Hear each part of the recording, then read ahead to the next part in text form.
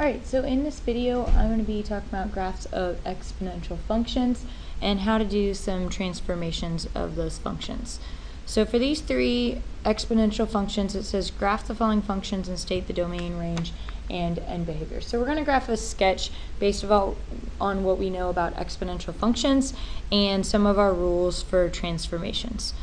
So if I look at this first equation, f of x equals e to the negative x plus 4, if I think about exponential functions, I can think about this graph just e to the negative x first, and I know that that's a graph of exponential decay because we talked about how anytime I have a base bigger than 1 and e is 2 point something raised to a negative power, that would be a graph of exponential decay, and I know it's going to have a y-intercept right here at 1 and be coming from negative infinity down to approaching 0 like this. Okay, so I'm picturing this in my head, and I know that I'm going to take that exponential decay function, and if I'm adding 4 on the outside and thinking about my transformations, and I know this means I'm going to shift it up 4.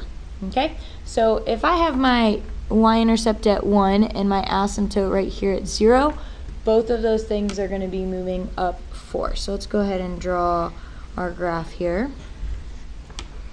Let's think about our asymptote. If our asymptote was here at 0, now it should be up at 1, 2, 3, 4. Okay. And if our y-intercept was at 1, it should move up 4 as well. So starting at 1, it should be at 1, 2, 3, 4. It should be at positive 5. And so our graph should look something like this. The same graph shifted up 4.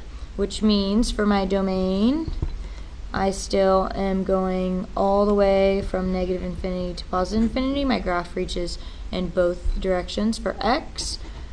But for my range, for my y, my graph doesn't go all the way up to positive infinity and all the way down to negative infinity. My graph starts, the lowest y value is that it starts at 4 and then goes all the way up to infinity. And I'm going to put a parenthesis there because there's an asymptote at 4. It's never actually going to touch 4. Okay? Last up, my end behavior. If I think about my left-hand limit as x approaches negative infinity and my right-hand limit as x approaches infinity, if I think about the left side of my graph, the left side of my graph is increasing without bound towards infinity. The right side of my graph is approaching my asymptote, so those values are headed towards 4. So that would be my end behavior. Okay, let's take a look at the next one. Next one, I've got f of x equals negative 2 to the x minus 2 power plus 3. So if I think about my original function, I'm thinking just about 2 to the power of x first. And if I sketch that off to the side here, that's an example of exponential growth. So I'm thinking about a graph that looks something like this, that has an asymptote at 0, crosses at positive 1 at my y-intercept, and heads towards infinity. Okay? And then if I look at my transformations, I know that this is going to shift it up 3, kind of like our last example went up 4.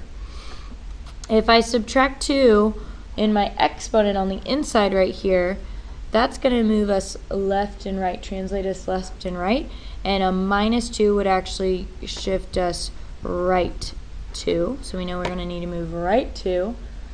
And this negative in front, if we have a negative on the outside of our function, we know that that's a reflection, and that's going to reflect us across the x-axis. Okay. So I want to take this picture, and I have to do a lot of things. I need to go right 2, reflect across the x-axis, and then go up 3. And I'm going to kind of work my way from the inside out here with order of operations. So I'm going to take my picture, and I'm first going to make sure that I draw something that goes right 2. So if I think about where I started, my point was at my y-intercept of 1. If I move that right 2, it would be right here. And my asymptote would stay on my x-axis right here if I just shift it right 2. So right now I'm picturing something that looks like this.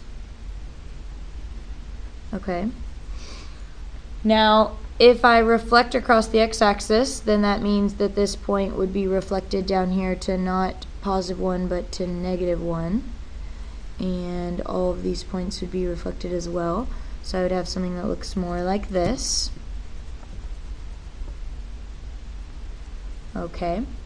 And then lastly, if I need to go up 3, then that means both my asymptote and my point are going to move. So if my asymptote is right here at 0, hasn't moved yet, and I go up 3, that would be 1, 2, 3, and it would be right here.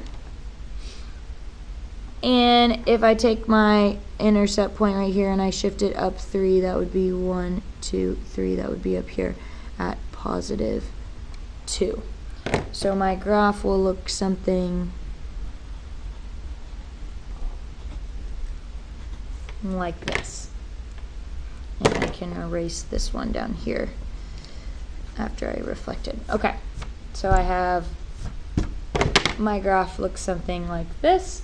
And if I write my domain would still be, I'm going all the way to from -infinity to +infinity for x.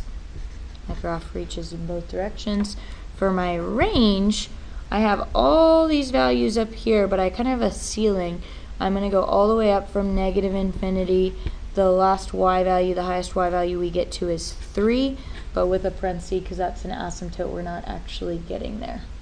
And for my end behavior, my left end and my right end, let's take a look. On the left side of my graph, it looks like I'm headed towards that asymptote, so I'm headed towards 3. And on the right side of my graph, because of my reflection, it's actually going down towards -infinity. Okay?